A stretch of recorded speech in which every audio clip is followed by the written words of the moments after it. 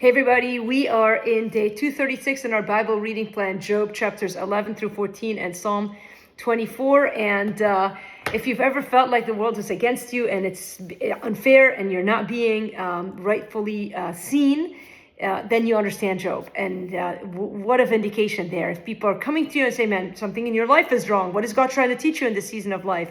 Hold your horses and look at the life of Job, because his friends sound like a broken record. Again, Zophar now speaks in chapter 11 of Job, and he says the same thing. You're a sinner, you need to repent, and it's exhausting to read. And it's hard to believe that friends are coming to help a man who's lost his family and his belongings and is got sores all over his body, and they say to him, should you babble, silence men? I mean, they tell him that he's babbling. Let him babble, for goodness sakes. But, sometimes we don't notice when we are harsh with others. And, of course, God hears. And so the big idea today kind of alludes to that. The words that we don't say are often much more powerful and healing than the words that we're tempted to speak. And these friends, they're tempted to say, and they're hurting. And poor Job, he's a mess, but he's not. He sees clearly, and it's awesome to see him answer them calmly. And yeah, he feels bad for himself. You can see that. But he reverts to God. He says, I am the laughing, chapter 12, verse 4, I am a laughing stock to my friends. I who called to God, and he answered me, a just and blameless man, am a laughing stock. He points again to God, and he goes back in chapter 13, I think is the biggest declaration of it. He says, I would speak to the Almighty, and I desire to argue my case with God.